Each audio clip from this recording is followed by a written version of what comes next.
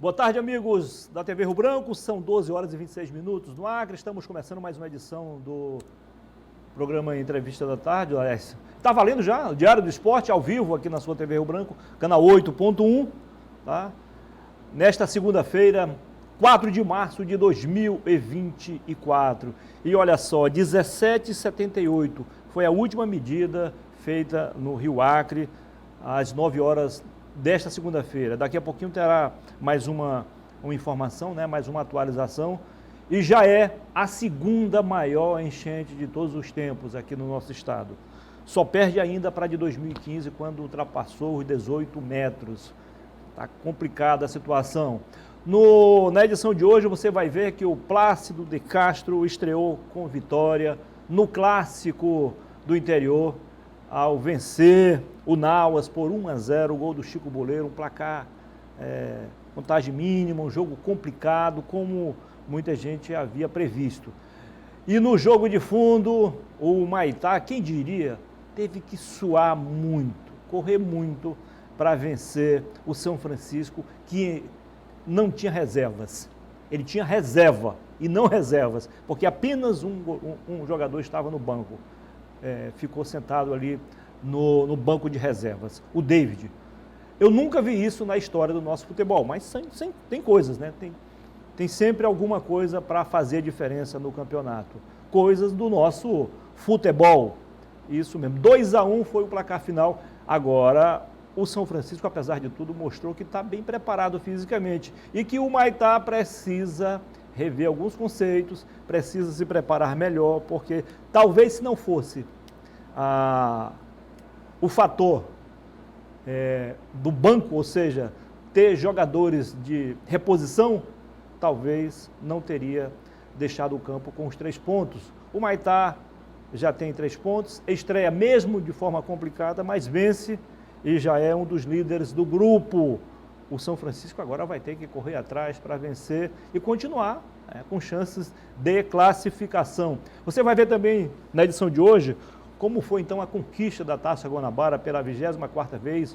O Flamengo, que é o maior vencedor disparado, né? Somado Botafogo e Fluminense, praticamente é o dobro, né? Esses dois times têm que somar para poder chegar ao número de conquistas do Mengão na Taça Guanabara.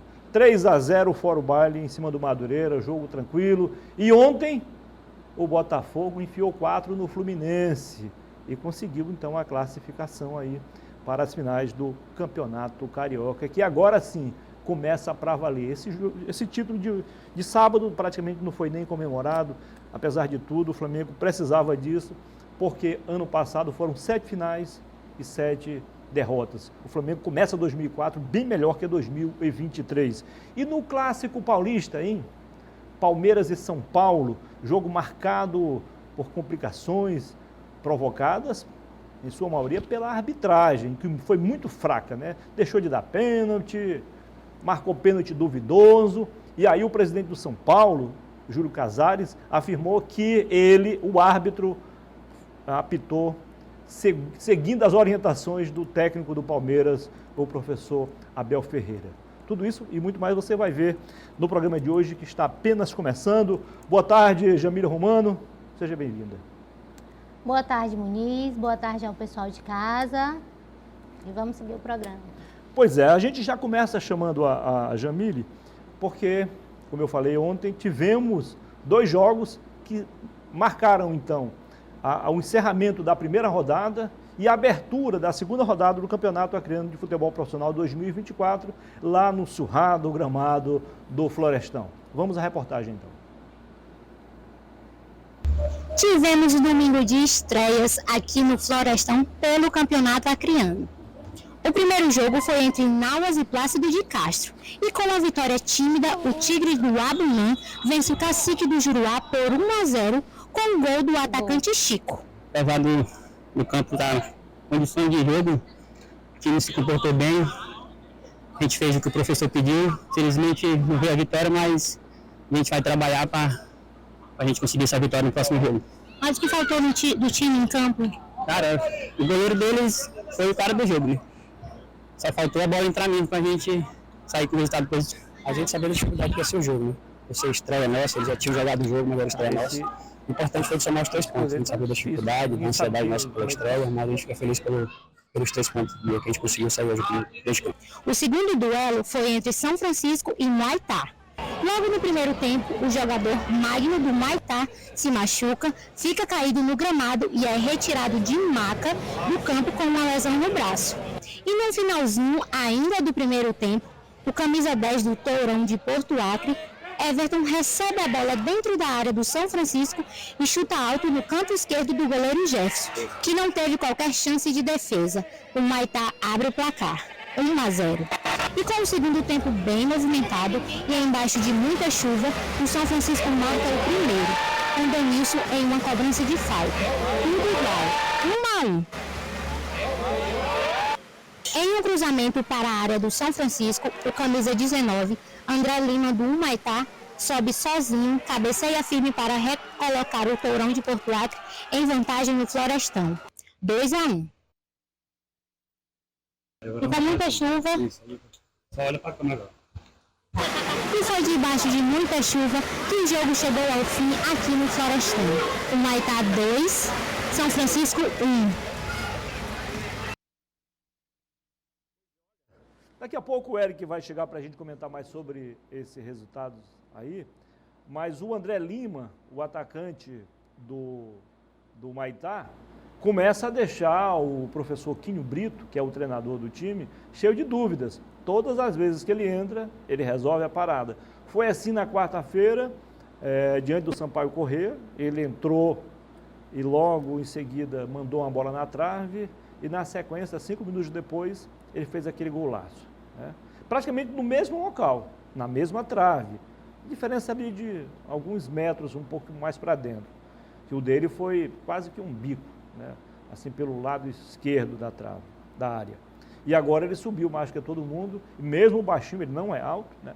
Mesmo baixinho conseguiu fazer o gol da vitória, o gol que valeu os 3 pontos. Não fosse isso, o Humaitá teria amargado o empate com sabor de derrota diante do São Francisco, que mostrou estar muito melhor preparado do ponto de vista físico.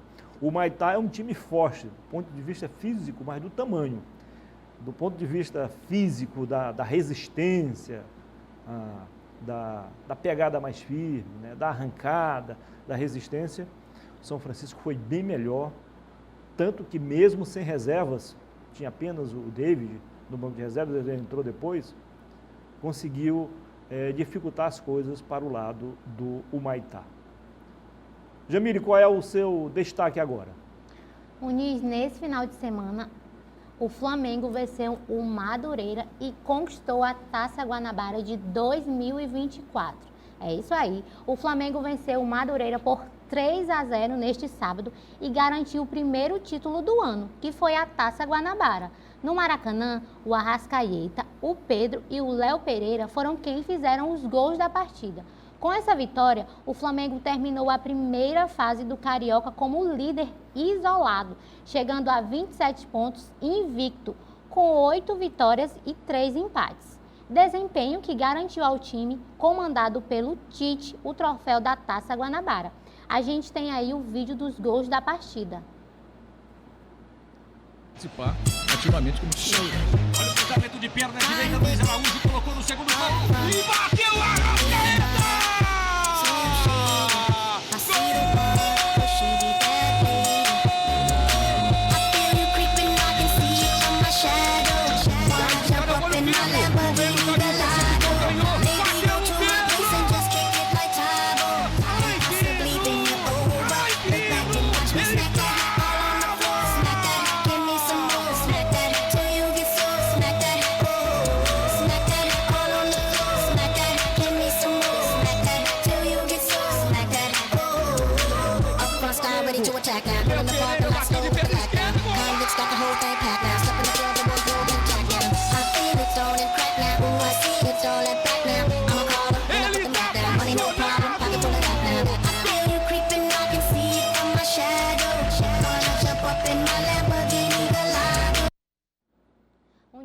Essa já é a 24ª vez que o Flamengo conquista a Taça Guanabara.